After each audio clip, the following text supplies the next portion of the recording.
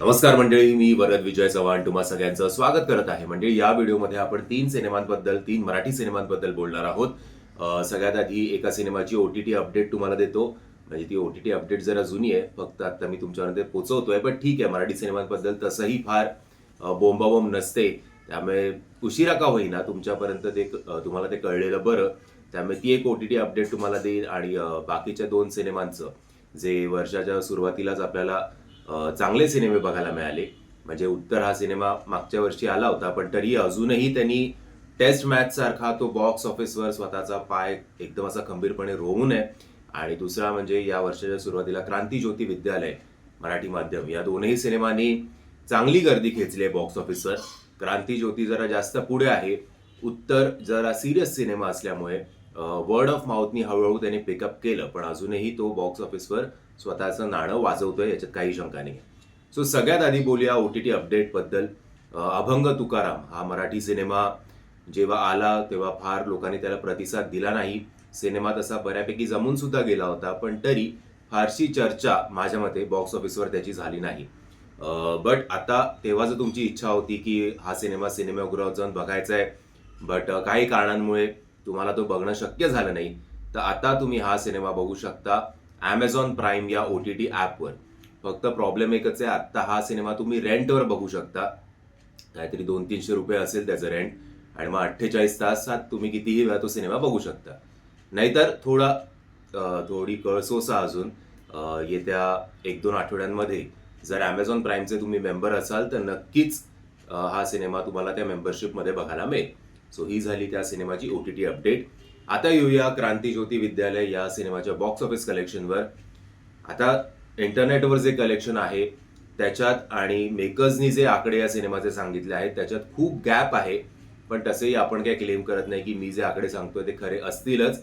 But दोन्ही समजा माझे जरी खरे असले किंवा त्यांचे जर खरे असले तर अतिउत्तमच आहे. सो बघूया ओव्हरऑल माझ्या इंटरनेटवर जे काही आकडे अवेलेबल आहेत त्याच्यानुसार या सिनेमाने एका आठवड्यात किती कोटींची कमाई केली आहे ते.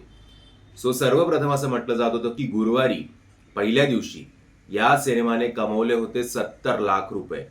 म्हणजे एक चांगली ओपनिंग या सिनेमाला बघायला मिळाली होती. मी माझ्या रिव्ह्यू व्हिडिओमध्ये सुद्धा म्हटलं होतं की या सिनेमाच्या बाबतीत एक गोष्ट आहे की फर्स्ट लुक असेल, टीजर असेल, ट्रेलर असेल, खूप एक पॉझिटिव्ह वाईब या सिनेमाची येत होती आणि तेच तुम्हाला या ओपनिंग मधनं दिसतंय.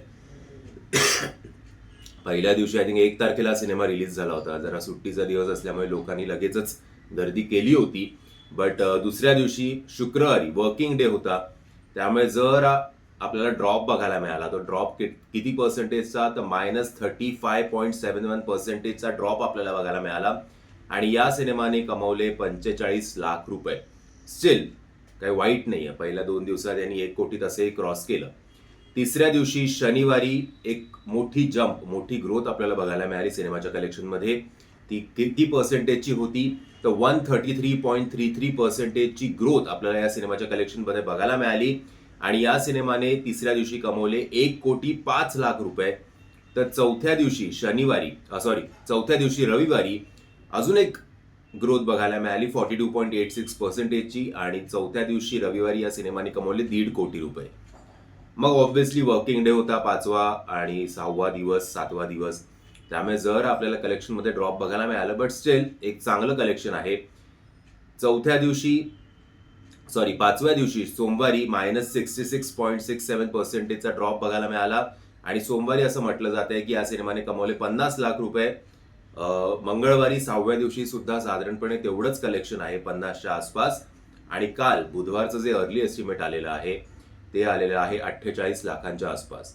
सो असं करत याचं पहिल्या आठवड्याचं कलेक्शन आहे 5,18,00,000 रुपये according to internet. But I am sure की मेकर्सनी तर काहीतरी पहिल्या विकेंडला 4.5 कोटी क्रॉस केलेत असं काहीतरी त्यांनी क्लेम केलं होतं. सो त्यांच्या कलेक्शननुसार मे बी या सिनेमाने 6.5 ते 7 कोटींमध्ये सुद्धा कमवलं असेल एका आठवड्यात. जे काय असेल, दोन्ही कलेक्शन कौतुकास्पद आहेत.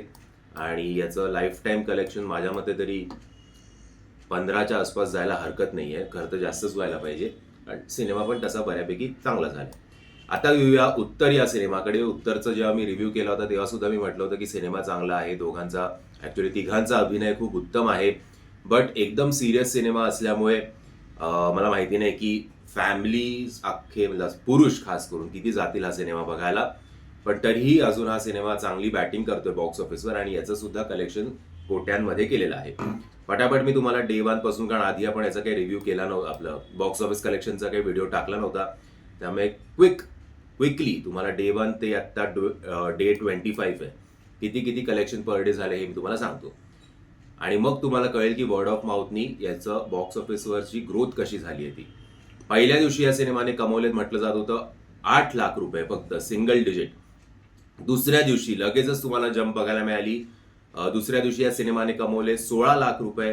तिसऱ्या दिवशी रविवारी पुन्हा जंप बघायला मिळाली, या सिनेमाने कमवले 25 लाख रुपये. चौथ्या दिवशी 6 लाख, पाचव्या दिवशी 7 लाख, 6व्या दिवशी 8 लाख, 7व्या दिवशी 6 लाख, 8व्या दिवशी 5 लाख, 9व्या दिवशी 13 लाख, 10व्या दिवशी 19 लाख, 11व्या दिवशी 5 लाख, 12व्या दिवशी 7 लाख, 13व्या दिवशी 8 लाख, 14व्या दिवशी 14 लाख, 15व्या दिवशी 8 लाख, 16व्या दिवशी 17 लाख, 17व्या दिवशी 21 लाख, तर 18व्या दिवशी 9 लाख रुपये, 19व्या दिवशी सुद्धा 9 लाखांच्या आसपास या सिनेमाने कमाई केलेली आहे. आणि 20व्या दिवशी 14 लाख, 21व्या दिवशी 10 लाख, 22व्या दिवशी 5 लाख, 23व्या दिवशी 10 लाख, तर 24व्या दिवशी 13 लाख, 25व्या दिवशी 4 लाख रुपये. असं करत याचं ओव्हरऑल ग्रॉस कलेक्शन झालेलं आहे 3 कोटी 10 लाख रुपयांचं, तर नेट कलेक्शन झालेलं आहे 2 कोटी 70 लाखच्या आसपास. सो ही सुद्धा कौतुकास्पद कामगिरी या सिनेमाने केलेली आहे. आणि आय एम शुअर हा वीकेंड एक राजासाहेब मूवी जो येतोय प्रभासचा, तो सोडल्यास असं काही फार कॉम्पिटिशन नाही आहे. सो हा सिनेमा या वीकेंडला सुद्धा चांगली फाईट देईल बॉक्स ऑफिसवर. याचे सुद्धा शोज वाढलेले आपल्याला दिसत आहेत. क्रांती ज्योतीचे सुद्धा पहिल्या दिवशीच्या मनाने सेकंड थर्ड डे पासून शोज वाढत गेलेत नुसते.